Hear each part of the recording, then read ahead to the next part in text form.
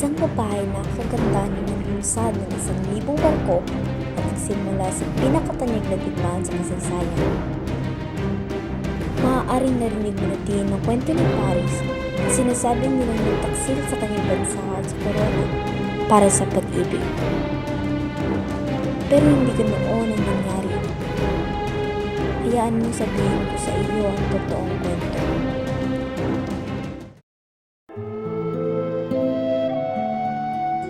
Ang kagandahan ay lahat. Lahat ay kagandahan.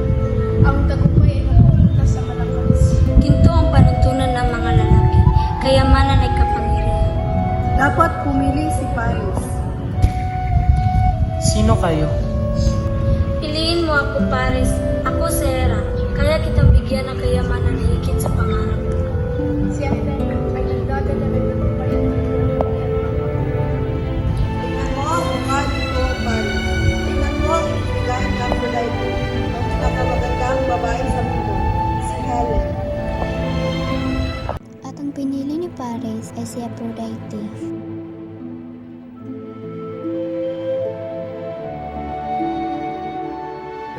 Samantala sa Sparta, isang lungsod-estado sa Timog Greece, nagkaisa ang mga tao sa palasyo ng hari.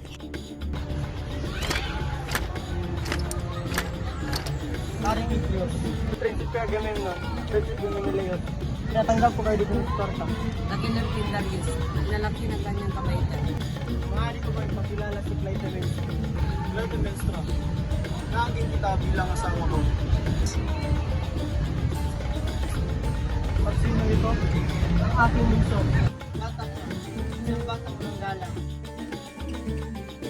Ama, dadalhin ko siya sa kanyang kwarto. Oo, bilang kaparusahan sa kanyang pagkawalang galang.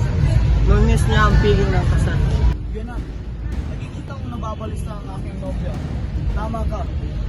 Ang kapatid niya, Clytemnestra ay isang bata lamang. Bakit hindi mo siya inimilahan ng sumama sa atin? Pinanayaman ko ang aking gusto. Dapat bang paintulutan ang maalaman na kabayan ng Tolox, ayusin mo ang suot niya. Oo, ama. Helen, hindi mo hiniling na kita pinuuligtas sa bagay na ito. Hindi mo kasalanan. Hindi mo alam. Bakit kailangan mong gawin ito? Utos ni Menelaos. Hindi ko ito ginagawa para kay Agamemnon. 10,000 lalaki ang sumumpa ng kanilang buhay upang ipagtanggol ang karapatan ni Menelaos na makuha ako. Naniniwala si Agamemnon na ang mga hari ay dapat humingi ng patunay ng aking halaga. Paano mo hayaan silang patuloy ka ng ganito? Maaari silang tumingin sa kung ano ang gusto ko, pero ngunit hindi na nila ako. Pinadala si Paris sa kanyang ama sa Sparta para maglagay ng pagitan. Huwag, naghanap siya ng kapayapaan kapatid. Walang kapayapaan sa Troy. May dala siyang sulat galing sa hari. Pero hindi hinaya ni Menelaos na mahati ang dugo ng bahay ni Atreus. Iwan mo na kami. Inihiling kong ibalik. Yan ba ang gusto mo? Ito ang aking tungkulin. May dalawang anak ako sa'yo. Mahal mo ba ang anak ko? Buong puso ko. Kung babalikan ka, ititigil ba ang digma nito? At kaya lumipas ang 10 taon sa ilalim ng pader na Troy, sa bahay ang aming sarili mang lungsod ay gumuho sa pagkawasak. Ang mga lalaki nawala ang lahat ng kanilang mga pangarap. Nakalimutan na nila kung ano ang itsura ng kanilang mga sariling buhay. Masyadong matagal ang digmaan ito. Hindi mo kaya kung pag-usapan natin ang pagtatapos nito. Sa anong mga termino? Lalaban ko si Paris kay Menelaos. Kung sino ang mananalo siya magtulong kay Menelaos. Si Helen ay kay Troy. Hindi mahalaga kung sino ang mananalo. Aalis tayo. Magsasalita ka para kay Menelaos. Ang dapat pagdapat.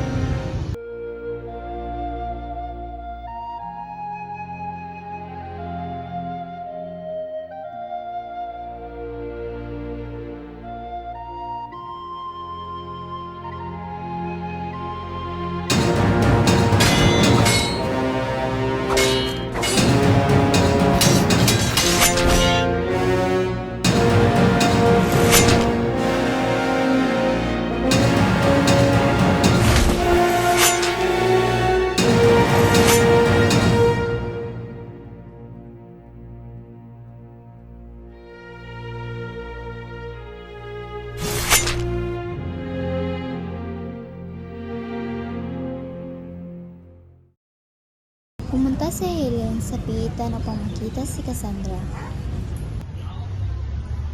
Sandra,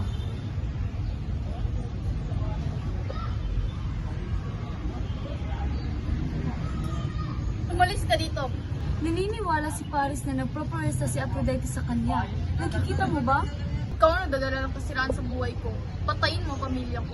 Sirain mo ang mundo ko. At inaasahan mo kapawiin ko lahat ng nulahanin. Ang kapal na mukha mo. Patay na ang kapatid ko. Oo. Kasi hindi ito tanong.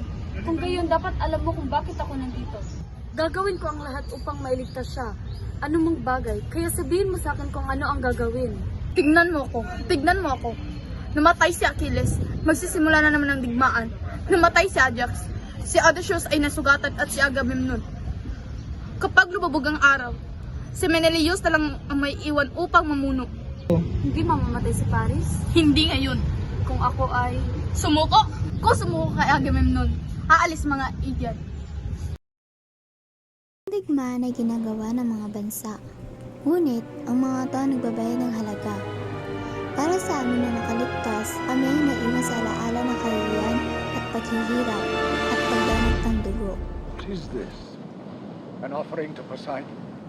The Greeks are praying for a safe return home. I hope the sea god spits in their offering. Lets them all drown at the bottom of the sea. This is a gift. We should take it to the temple of Poseidon. I think we should burn it. Burn it, my prince. It's a gift to the gods. Father, burn it.